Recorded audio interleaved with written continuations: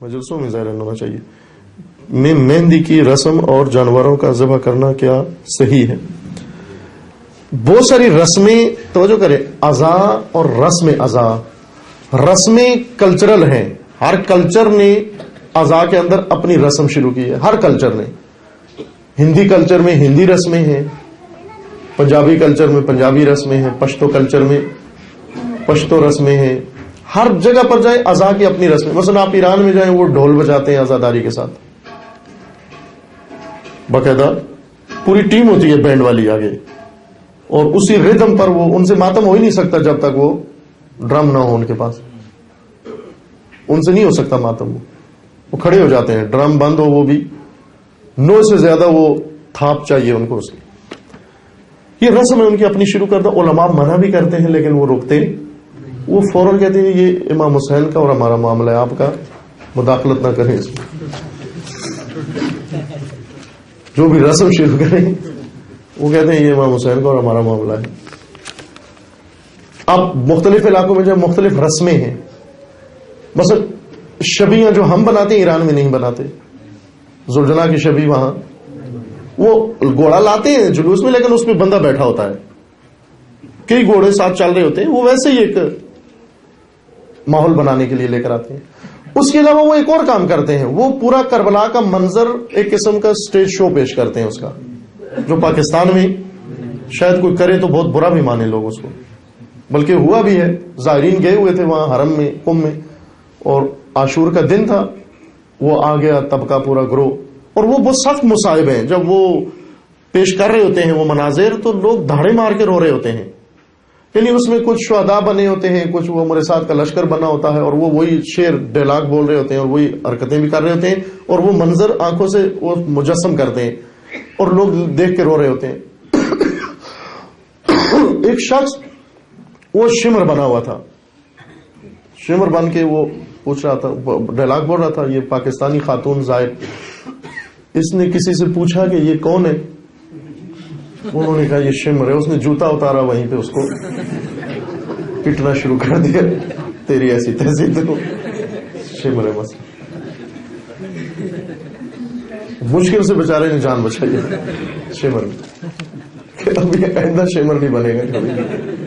یہ کام کرتے ہیں ایرانی، لیکن پاکستان میں یہ کام یعنی کوئی بھی پسند نہیں کرے گا. کوئی طبقہ بھی، ملنگ بھی یہ کام پسند نہیں کریں گے، ماتمی بھی.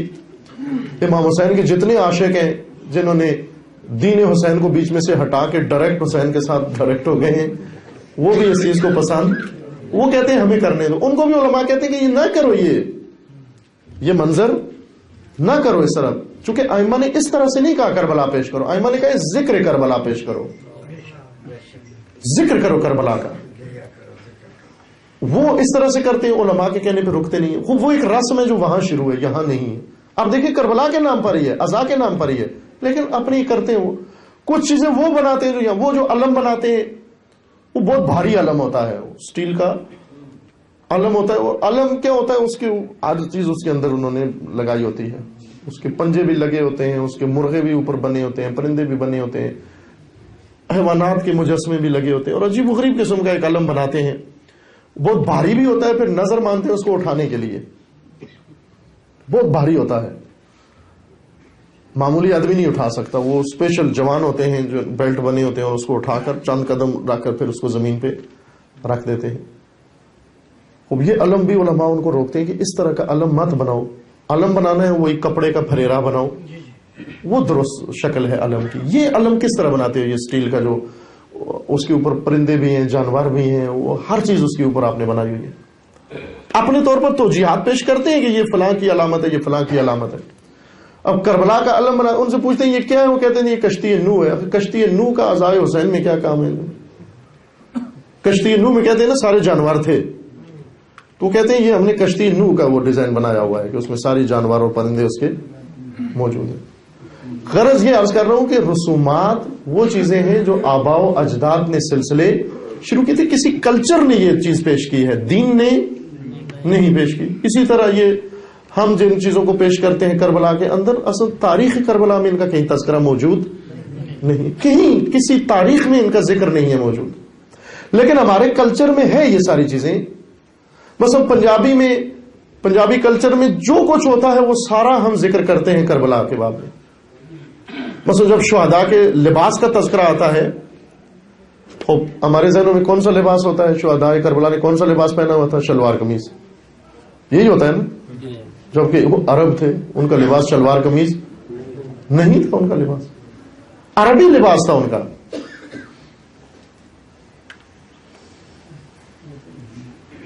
ابھی ہم ذکر کرتے ہیں وہ دوپٹوں کا بیچ میں ذکر کرتے ہیں مصاحب میں ہمارے ذاکرین. دوپٹے عرب کلچر میں نہیں ہے، ہندی کلچر میں دوپٹہ ہوتا ہے. یا بہت ساری ایسی چیزیں ہیں جن کو ہم اپنے کلچر سے منسوب کر دیتے ہیں، ادھر کر دیتے ہیں. بہت ساری چیزیں نہیں ہیں واقعہ کربلا کے اندر ایسی. ہمیں حتماً کتاب پڑھنی چاہیے واقعہ کربلا کی.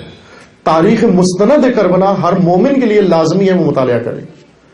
مستند تاریخ کربلا میں 2-3 کتابیں متعارف کرواتا ہوں، آپ ذہن میں رکھیے، کبھی مل جائے تو ضرور پڑھیے گا انشاءاللہ. ایک مقتل لہوف ہے، تاریخ واقعات کربلا، یعنی شہادتیں کیسے ہوئیں، تاکہ آپ کو مستند پتہ چلے کہ ذاکرین خطبہ جو پڑھتے ہیں آیا درست پڑھتے ہیں یا نہیں پڑھتے، اپنی طرف سے بناتے ہیں. لہوف سید ابن طاووس کی کتاب ہے واقعات کربلا میں. ارشاد شیخ مفید کی کتاب ہے واقعات کربلا کے بارے میں ہے. ابھی مخنف ایک اور مقتل ہے، اردو میں یہ ساری موجود ہے. یہ بھی علماء اعتماد کرتے ہیں اس کتاب کے اوپر. اور اس کے علاوہ بھی ثانوی منابع بہت سارے ہیں. اور تجزیہ و تحلیل کے لحاظ سے اگر پڑھنا چاہتے ہیں شہید مطہری کی کتاب حماسہ حسینی پڑھیں آپ. حماسہ حسینی یہ پڑھیں آپ، تاکہ ہمیں درست اندازہ ہو کہ کربلا میں ہوا کیا ہے، کیا کچھ ہوا ہے درست. ہم اتنی کتابیں پڑھتے ہیں، ادھر کی ادھر کی، ذاکر کی، خطیب کی، فلاں اسکالر کی، مصنف کی، تو کربلا پر ایک کربلا کی اتنی اہمیت ضرور ہے کہ 100 صفحے کی ایک کتاب اس پر پڑھی جانی چاہیے. حق ہے یا نہیں ہے؟ یا میں غلط فہمی پر شکار ہو گیا ہوں؟ اتنا حق بنتا ہے کربلا کا ہم سے کہ 100 صفحے کی کتاب مستند ہم پڑھ لیں انشاءاللہ.